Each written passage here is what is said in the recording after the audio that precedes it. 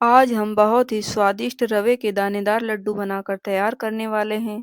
यह लड्डू बहुत ही कम समय में और बहुत ही स्वादिष्ट बनकर तैयार होने वाले। इस तरह से रवे के दानेदार लड्डू बनाने के लिए हमें किसी पल, त्योहार या मौके का इंतजार नहीं करना पड़ता। हमारा जब मन चाहे हम तब इस प्रकार के रवे के दानेदार लड्डू घर पर बहुत ही आसान तरीके से बनाकर तैयार कर सकते हैं। इस तरह से रवे के दानेदार लड्डू बनाना बहुत ही आसान है। मैं आपको एक लड्डू को हाथ से तोड़ते हुए दिखाऊंगी कि यह लड्डू जितने दानेदार हैं अंदर से उतने ही सॉफ्ट बनकर तैयार हुए हैं। तो आप भी इस तरह से बहुत ही कम समय में दानेदार लड्डू बनाकर तैयार कर सकते हैं। अगर आपको मेरी यह रेसिपी पसंद आती है तो प्लीज़ मेरे चैनल को लाइक, शेयर एंड सब्सक्राइब करना ना भूलें। तो चलिए अब हम रेसिपी को चालू करते हैं। लड्डू बनाने के लिए एक कटोरी बड़ा वाला रवा, आधी कटोरी नारियल का बूरा, जितना रवा है उससे आधा शक्कर का बूरा, चॉप किए हुए पिस्ता, खोया, काजू और बादाम जो मैंने पहले से चॉप कर लिए थे, किशमिश, 1 चम्मच हम इलायची पाउडर डालेंगे जिससे हमारे लड्डू बहुत ही टेस्टी बनकर तैयार होंगे। तो अब हम आगे की प्रोसेस चालू करते हैं। गैस को ऑन करके हम इसे लो कर देंगे और उस पे कढ़ाई चढ़ा देंगे। कढ़ाई में मैं 1 चम्मच घी का इस्तेमाल करूंगी। यह 1 चम्मच घी 2 टीस्पून घी के बराबर है। आज हम सूजी के दानेदार लड्डू यह 2 टीस्पून घी में बनाकर तैयार करने वाले हैं।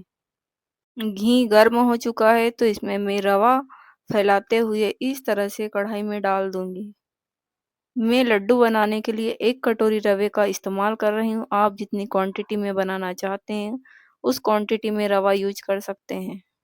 लड्डू बनाने के लिए मैंने बड़ी वाली सूजी का उपयोग किया है जो मार्केट में इजीली मिल जाती है।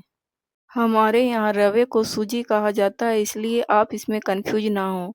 रवा और सूजी एक ही है। तो अब हम इस पेटला से पलटाते हुए इसे तब तक भुनना है जब तक कि जो हमारा रवा है यह हल्का सा रोस्ट नहीं हो जाता। हमें रवे को ज़्यादा रोस्ट नहीं करना है क्योंकि आज के जो लड्डू बनाने वाले हैं वह हमें वाइट कलर में बनाना है। तो हम रवे को हल्का सा रोस्ट करेंगे। अब आप देख रहे हैं कि रवा हल्का रोस्ट हो चुका है तो अब हम इसमें कुछ ड्राई फ्रूट ऐड कर देंगे।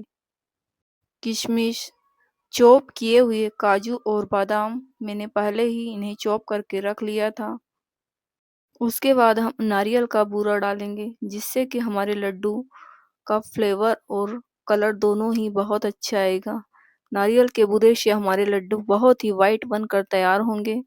तो हम इन्हें 2 मिनट के लिए इस तरह से इस पेटला से पलटाते हुए हल्का सा रोस्ट कर लेंगे ताकि जब हम लंबे समय के लिए लड्डू रखेंगे तो हमारे लड्डू जल्दी खराब नहीं होंगे। तो आप देख रहे हैं कि सारा मिश्रण अच्छे से रोस्ट हो चुका है।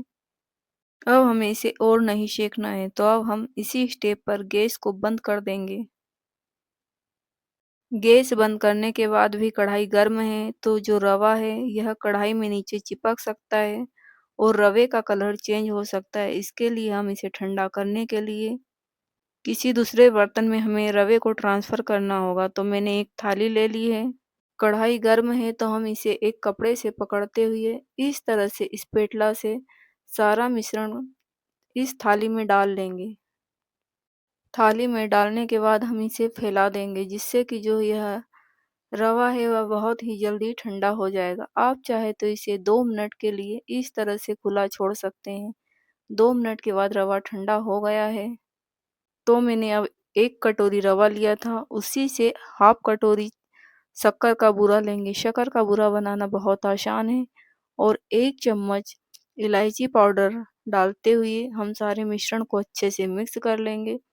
सारा मिश्रण अच्छे से मिक्स हो जाने के बाद इसमें हम वाइंडिंग लाने के लिए घर के खोया का इस्तेमाल करूँगी। मैंने खोया लिया है उसे मैं इस तरह से किशनी से कद्दूकस कर लूँगी।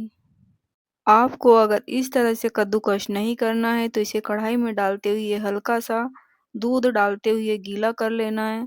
उसके बाद आप इस मिश्रण में उसे डायरेक्टली मिला सकते हैं क्योंकि जो हम इसमें खोया डालेंगे तो इसे हमें अच्छे से क्रश करके डालना होगा। नहीं तो हमारे जो लड्डू हैं वह अच्छे से नहीं बन पाएंगे। तो अब आप देख रहे हैं कि मैंने सारा खोया क्रश कर लिया है। तो अब हम हाथों से इस तरह से मैश करते हुए रवे और खोया को इस तरह से प्रेस करते हुए जिस तरह से हम आटा गूँथते हैं, ठीक उसी तरह से हमें इस सारे मिश्रण को गूँथ कर तैयार कर लेना है, ताकि जो हम लड्डू बनाएँगे वह एकदम चिकने बनकर तैयार होंगे, उसमें किसी भी प्रकार के क्रैक्स या दरारें ना पड़े। इस तरह से आपको लगातार 2 या 3 मिनट तक इसे गूँथते रहना है।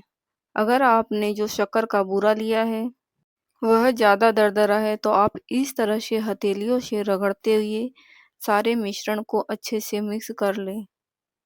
आप देखेंगे कि इस तरह से प्रेस करने से भी आपका मिश्रण अच्छे से सॉफ्ट हो जाएगा। तो अब यह लड्डू बनाने के लिए परफेक्ट है। तो पहली ट्रिक इस तरह से हम थोड़ा-सा पॉइंट उठाते हुए हाथों से प्रेस करते हुए हथेलियों की सहायता से इसे इस तरह से रोल करते हुए गोल राउंड शेप दे देंगे।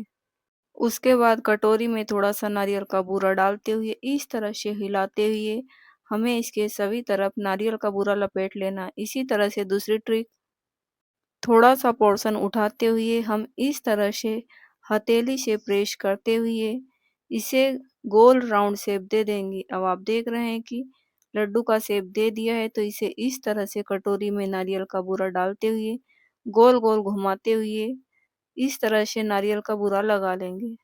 इसी तरह से हमें एक-एक करके सारे लड्डू बना लेना है। तो अब आप देख रहे हैं कि सारे लड्डू बनकर तैयार हो चुके हैं। तो अब हम कटोरी में थोड़ा-सा नारियल का बूरा डालते हुए इस तरह से एक-एक करके सारे लड्डुओं में नारियल का बूरा चिपका लेंगे और अगर इनका शेप आड़ा-टेढ़ा है तो इस तरह से गोल-गोल घुमाने से इनका शेप भी अच्छा आ जाएगा। तो है ना ट्रिक कमाल की? इस तरह से अब हमारे सारे लड्डू बनकर तैयार हो चुके हैं। तो अब हम इन सारे लड्डुओं को एक प्लेट में सर्व कर देंगे।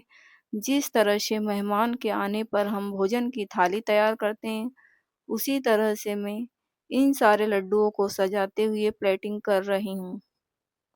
तो अब आप देख रहे हैं कि कितने कम समय में हमने कितने ज़्यादा लड्डू बनाकर तैयार किए हैं। मैं इन्हें और टेस्टी बनाने के लिए ऊपर से पिस्ता डालते हुए सजा दूँगी। आप चाहे तो डाल सकते हैं या तो इस प्रोसेस को अवॉइड कर सकते हैं। इस तरह से आप बहुत ही आसान तरीके से पहली बार में ही हलवाई स्टाइल में बहुत ही स्वादिष्ट और दानेदार सूजी के लड्डू घर पर ही बना सकते हैं। आप इन्हें स्टोर करके एयर टाइट कंटेनर में रख सकते हैं। अगर आपने इसमें किसी भी प्रकार के दूध या दूध की मलाई का उपयोग किया है, तो ध्यान रहे आपको इसे लंबे समय के लिए स्टोर करके नहीं रखना है।